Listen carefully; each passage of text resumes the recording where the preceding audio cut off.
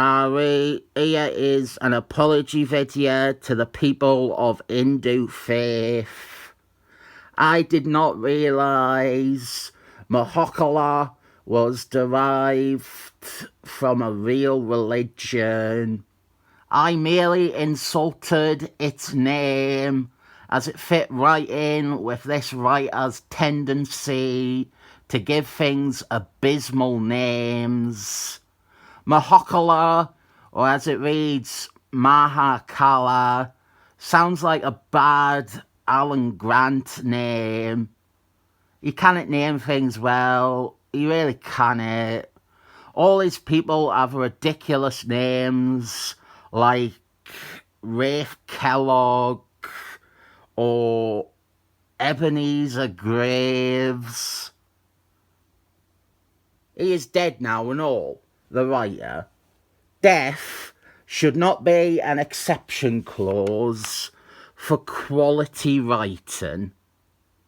I am honestly open to hearing people offer up what they like about this writer and his Batman stories. It is too late now because this is the end of the story, but I am not infallible. Maybe there is something really good about them that I just haven't ever noticed. I mean, I mistook a deity for an Alan Grant creation. If anything, the bigger insult to Hinduism is that this deity is being made into a comic book bad guy. At least Thor isn't beating up Shiva and Vishnu this time. It also bears saying that I am not huge on Batman, or rather Batman comics. I like Jim Starman and Jim Apparatus Batman. I like Chuck Dickens. I like Neil O'Dennis. I like Van Morrison and Alvin Moore. What I didn't need to read is what Batman comics have become, which are remake after remake of The Killing Joke. I also know it would be pointless to do a third video about this writer, the Doctor from Jurassic Park, sucking. So, to make my point quickly, now, if I remember my basic demolition, the other thing is that the police, they use a tactic that I think they teach at all police academies, which is when you have criminals in your custody and someone shows up trying to kill them, you have to go to a construction site to hide. One thing that really bothers me about this story is that it takes an age to get to Gargoyle actually showing up. But hey, at least Shiva and Vishnu, they're not getting punched in the face this time. Here is Isaac Christians. I like Gargoyle. I think he is one of Jack Quimby's better DC characters. After this story, the Doctor from Jurassic Park and Jurassic Park 3 and Jurassic World Dominion, he wrote a very, very long run on a Gargoyle title, and I will say something nice about it. His run on Gargoyle is better than the run after his by Gareth Ellis. So, Batman, he is defending the gangsters from Mahokala, and despite his basic demolition, he's not doing a great job of it. So, gone, O form of man, Here stands the gargoyle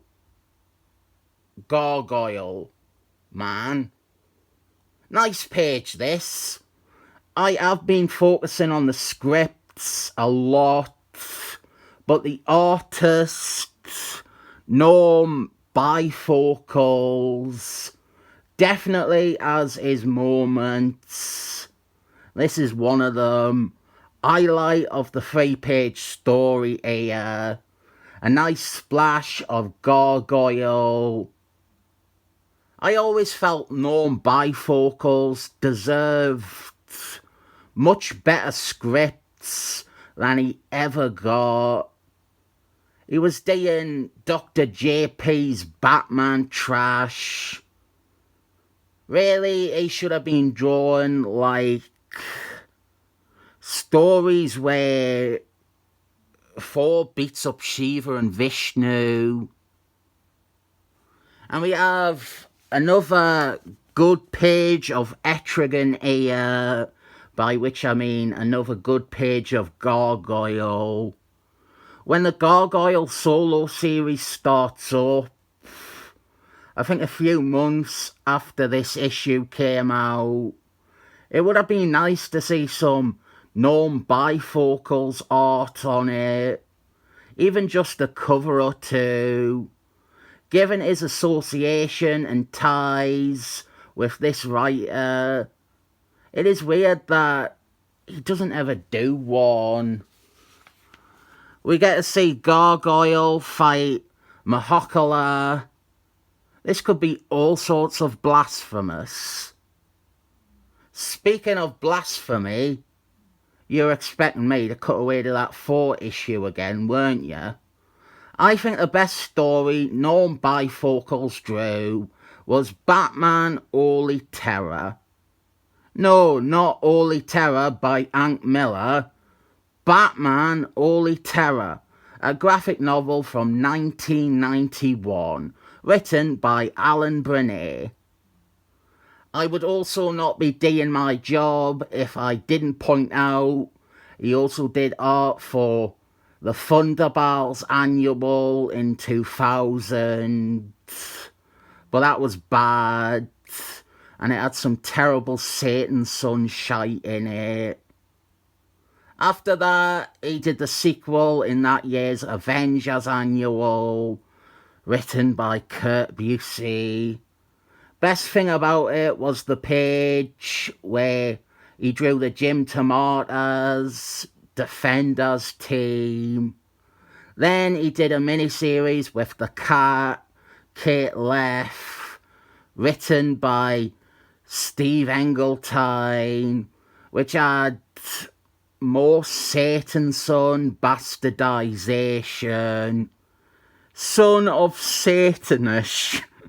And I've fucking read this one.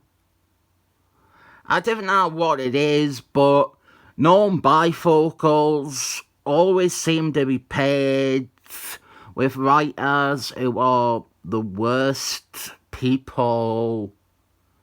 He didn't do all that much Marvel work, but they did have a small portfolio of his work at the back of Marvel Funfair 57.